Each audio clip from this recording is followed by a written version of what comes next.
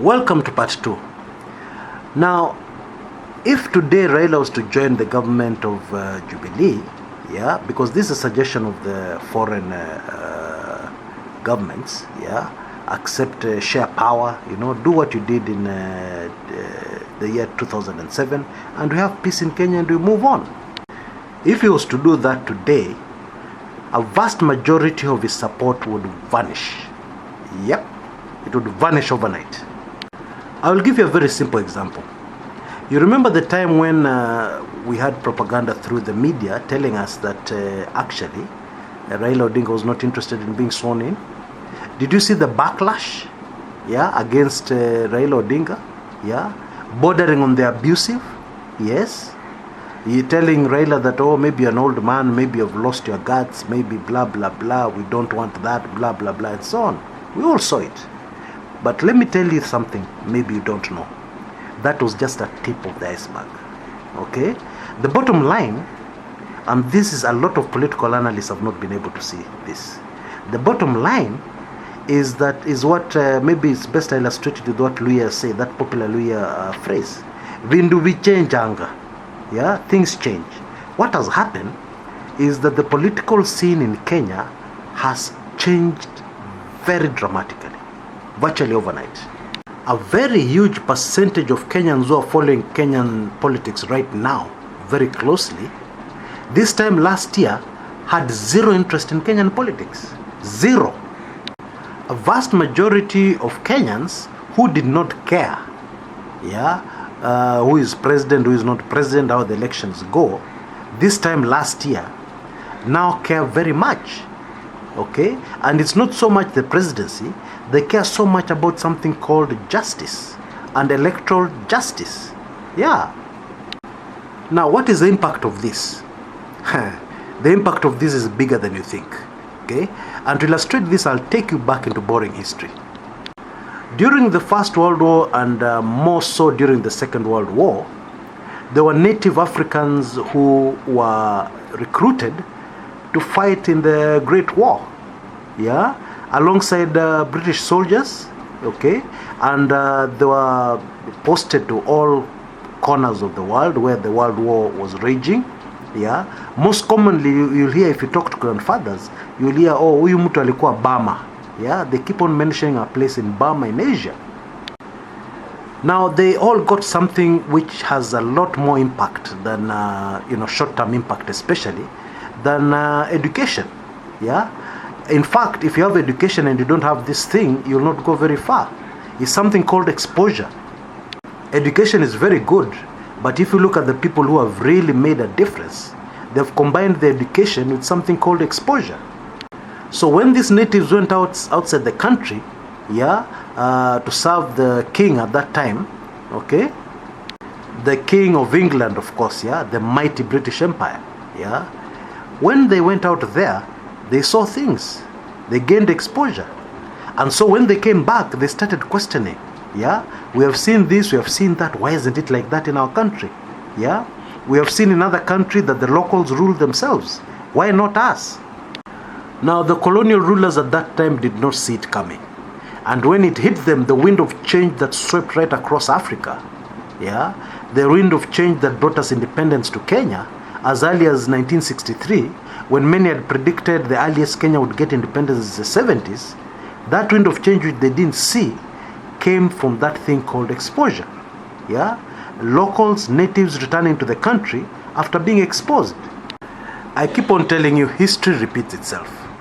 If you want to analyze anything correctly, history, boring history will always serve you very well.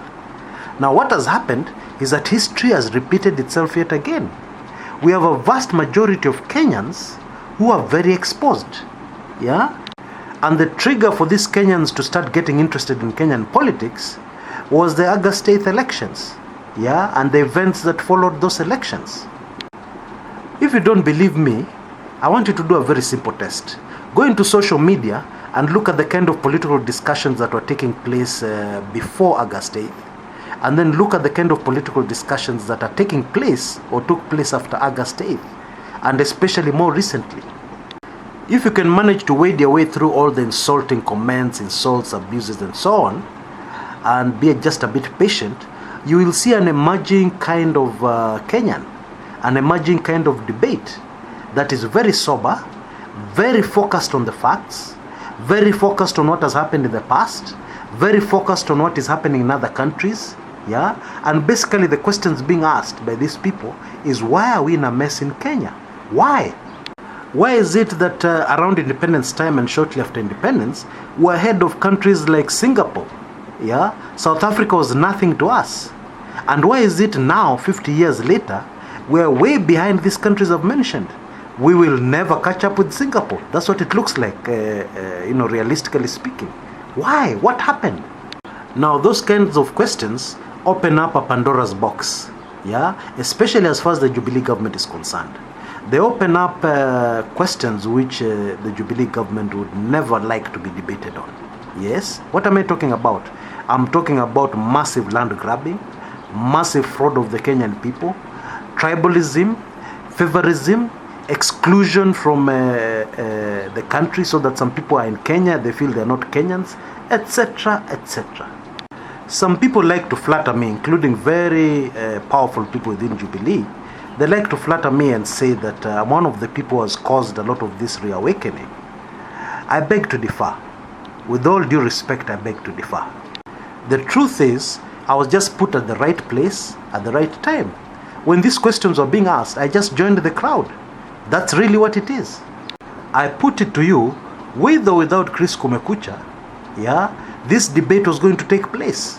This reawakening had already taken place. The major culprit, yeah, of this reawakening, which is very dangerous and very detrimental to corruption and the Jubilee government, is something called exposure. Now, there's one more very important thing I've forgotten to mention. When I talk about exposure, I'm not just talking about the Kenyans working outside the country all over the world. I'm talking also about Kenyans who have never left the country, who have never gotten something called a passport and even stepped out of the country. Kenyans who have never even stepped out of Kenyan soil to neighboring Uganda or Tanzania, yeah, or Somalia. Yeah, I'm talking about Kenyans who have always been in Kenya. The exposures come through social media. Yeah, because when Kenyans discuss on social media, they're spread right across the country. Yeah. So what is happening? What has happened is that our political scene has changed very dramatically overnight. And this is why I'm going to take this opportunity to give Dennis Itumbi and his 36 bloggers some free advice. Okay, not even advice, just point out something to them. Those tricks they were using before, that propaganda that was working so well online, working so well in the daily media, now seems to be imegonga ukuta. It's not working as well as it's working. Yeah, it's not effective. Yeah, the reason is very simple. Things have changed. Yeah, so when you try and roll out a program where you want to make fun of the swearing in of Raila Odinga, yeah, you want to make fun of this presidency thing of presidents of Mafisi, presidents of Maendeleo Wanaume and so on. When you roll out such a scheme, it just won't fly anymore. Things have changed. Mambo yamebadilika kabisa. I put it to you, this exposure is the main issue, is the main cause, is the main catalyst, is the main everything of the crisis that faces Kenya today. If this exposure was not there, what would have happened immediately after the August 8th elections? Yeah, is that people would have moved on. Even after the Supreme Court had nullified the election, yeah, people would just have moved on. Yes, the riot police or police brutality in places like Kibra and Madare would have lasted a day or two and the thing would have been over. Kenyans would not have been interested. Yeah, they'd have just said, this Raila Odinga is messing us up, let's move on. Yeah, that's what would have happened. But the fact that it did not happen should make you sit up and pay attention. Wherever you think you are, you just need to sit up and pay attention. And when you sit up and you pay attention, you will notice one thing for sure. Yeah? You will realize it is a season for change, and that change must happen. Change must happen. And it doesn't matter how many people you kill in Kenya. It doesn't matter how many people you arrest. Yeah, it doesn't matter how many people you perceive to be leaders of this rebellion or leaders who are messing up Kenya. Yeah, it doesn't matter. Yeah, you can even do whatever you want to do with those people, but change will definitely come. The season for change has come. The season of change is here, and that, my friends, my dear fellow Kenyans, is something you can take to the bank. That is a sure thing. And when I talk about taking to a bank, I'm not talking even about a local bank. That is something you can take to JP Morgan Chase. Hey. That, my dear friends, should be very, very obvious. Very obvious. If it is not obvious to you, you're in for some very nasty surprises. Yeah? In the coming months. Okay? Now, before I go, I'd like to do something I've never done before. And that is recommend one of my previous recordings. The reasons why I'm recommending it is that I've recently gotten information, from somebody who took in that recording, and they have told me, Chris, you're bang spot on. That is exactly what is linked to the events of 12th December. Okay? I'll put a link at the end of this video, top left-hand corner. Click on it and take in this video. Yeah? Until next time, this is Chris Kumekucha.